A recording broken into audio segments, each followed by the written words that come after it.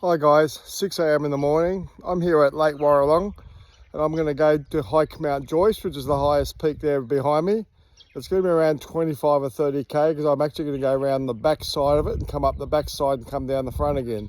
So I'll be out here for a few hours today. Catch us later.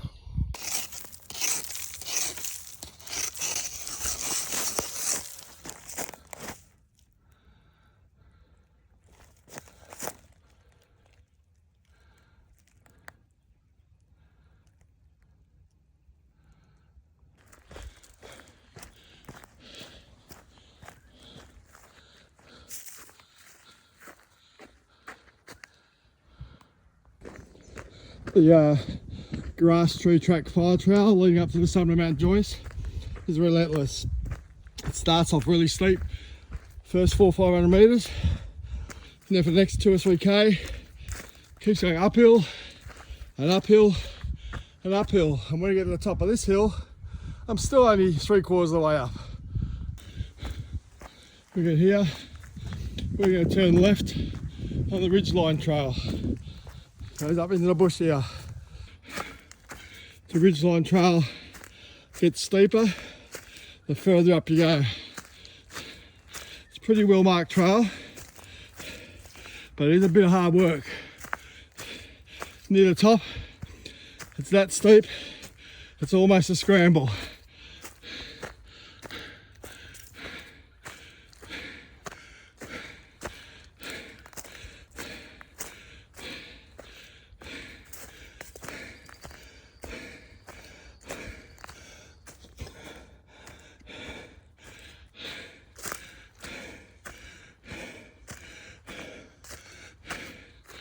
Made a bit harder at the moment because I am carrying about 8 or 9 kilo on my back, so I've got plenty of fluids for the long day ahead because I intend summiting Mount Joyce twice today, once from this side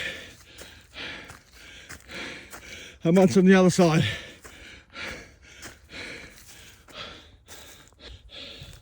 So when you get to the top of the first bit of the climbing ridgeline, you'll come to an intersection.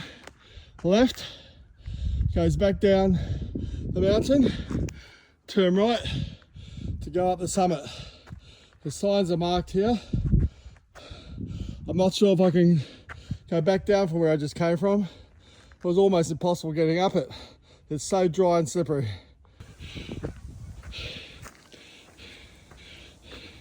I'm approaching the summit of Mount Joyce now. On this trail up here, you'll see there's lots of little full summits. You think you're at the top, flattens out, and then there's another rise. But keep plugging, because the summit is definitely worth it. There's some great views.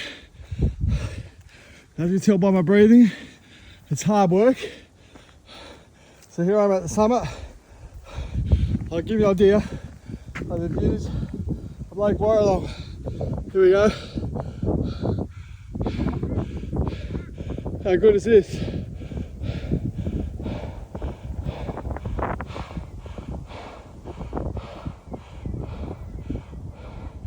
The homestead down there, we'll be down there about half an hour. It's actually a camping ground and you can sleep inside. So I'm back at the intersection now after summiting Mount Joyce. I'm now heading down what's called the Ridgeline track. This is a fairly steep downhill track, or things around 200 meters of elevation to get down from here. It's pretty standard track in sections, but there are sections that are really steep and scrambly. The track is pretty easy to follow. I wouldn't be doing this circuit in the summer. It gets pretty exposed to the sun and it gets pretty hot out here. You're looking at well above 30 degrees here in the summer. So if you do come out to Mount Joyce during the summer, I'll be getting here before sunrise, start the hike right on sunrise, and you'd be finished. If you just did Mount Joyce and back, you'd be finished by about 9:30, 10 in the morning. As we come to the end of the Ridgeline Trail, it rejoins the file track that goes around the lake. I'll just say the sign if you ever want to Go around this way and up Mount Joyce. Just follow the fire trail until you get to this side. And then you follow the trail all the way up. I'm about to go this way now to the Ngumbi campsite where that house is. If you go back to this way, this will eventually lead you back to the dam, around about 6 kilometres by memory from here. So after about 600 metres of the fire trail, after coming off the ridgeline track, we come to the Ngumbi campsite. It's also known as Mount Joyce Base Camp. It used to be an old cattle ranch by memory.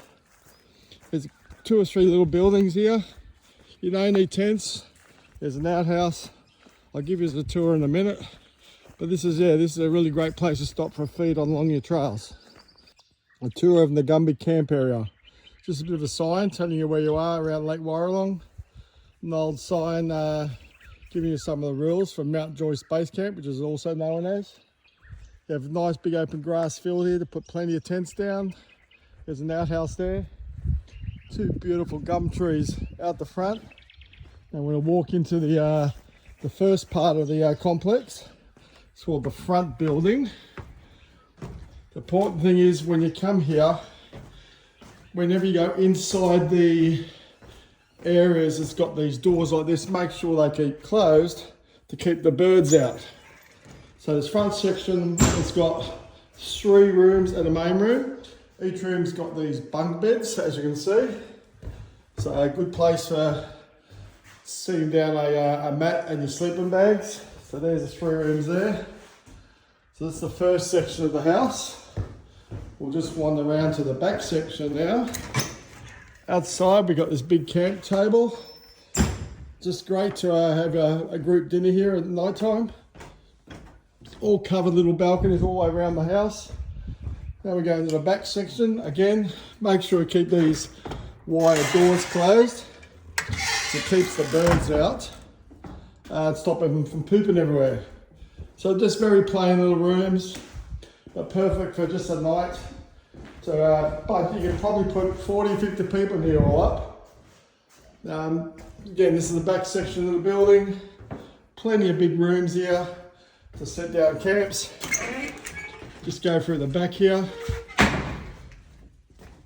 Got a wooden fence all the way around. And I'm just going to walk around the balcony so as you can see, there's plenty of grass area for tents as well as people who want to sleep inside. I'm just going to go back through the doors to access outside again. It's fairly big. Imagine there would have been a lot of farmers living here back in the day. There is no power or running water, so you'll have to bring all that yourself. So I'm wandering around the balcony. It goes around the outside and the front section of the complex. Over there, by the way, where that little red sign is over there, that's where the trail continues to go around the outside lake, which I'll be headed off shortly to. Up the top there, behind the gum trees, you can see Mount Joyce. I'll be going along that, coming back up that ridge line there in about 2 or 3 hours time. So again, there's this nice big balcony all the way around, wraps pretty much around the whole complex. And here we are at the start again. As I said, I reckon it's a great place. Bring 50 or 60 people with tents and people want to sleep inside. Just respect the place though. Unfortunately, Lantana has absolutely taken over the western side of Mount Joyce. There are patches here, completely impenetrable. It's so thick. I'm not sure what the solution is to the problem, but it's getting really bad here. This climb at the back of Mount Joyce, it's brutal. It's as steep as anything on the Gold Coast, and it just goes and goes. I'm stuffed, but I can't be too far from the top now. Serious. Right, after doing that really hard climb, and it was brutal, for the next kilometre I gave up all that vertical. Pet hate. Here I am now starting to climb up Mount Joyce from the west side. This will take probably a good half hour to get to the summit from here. It is steep in sections, and most of it is just barely marked trail and lots of bush bashing. But it's a bit of a fun. I'll see you at the top. So we're now traversing along the ridge line, coincidentally called the ridge line track, from the west side to the east side of Mount Joyce. I've done the tough mountain at the start, the little lump in the middle. I'm about to start the final little push up to Mount Joyce summit.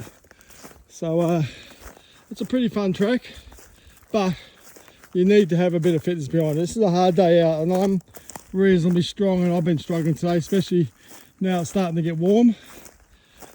Definitely not a hike I'll do in the summer. As you go up the trail, you'll see there's plenty of these little red reflective markers to show the way if you're coming here in the dark. But basically, the trail looks like they've done a bit of maintenance lately, because actually it's been all trail and no bush bashing on the way up this section. So it's pretty easy to follow. Just a bit of hard work. And we're about to go up the final push, which is super steep. Okay, approaching Mount Joyce summit from the west. This is my second time up here today. It's a bit clearer today, so I'll do a bit of a scan around the countryside, give an idea where this mountain is. You can see Lake Wyaralong down there. The dam's over in that direction. We'll head over in this direction. I'm going to zoom in a bit. Right next to the tree is Mount Corday on the right, Mount Mitchell on the left. We scan across to all the ranges. Governor's Leap's up there. We go across, we get across to see Mount Maroon, Mount Barney, and then way over in the distance is Mount Lindsay. And you can see they're burning off. We're looking directly south now. And if you look way in the distance, there's Bow Desert in the distance.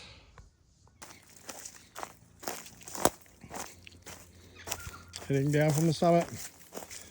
I managed to get through the slippery top bit without going on my backside, so I'm happy with that. Now it's just a cruisy 7 k's back to the car.